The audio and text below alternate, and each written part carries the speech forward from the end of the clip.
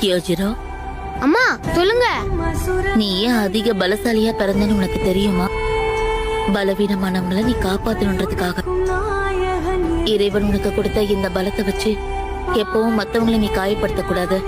உன் சுயநலத்துக்காக யாரையும் காயப்படுத்த கூடாது. இந்த விஷயத்த என்னைக்கும் நீ மறக்கவே கூடாது. மாட்டேன்.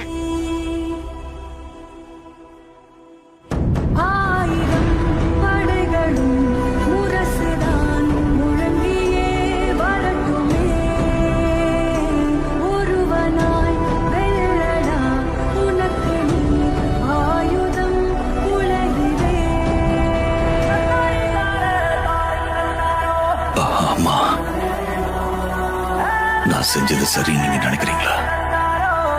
நீ என்ன பெருமைப்படுத்திட்ட கண்ணா.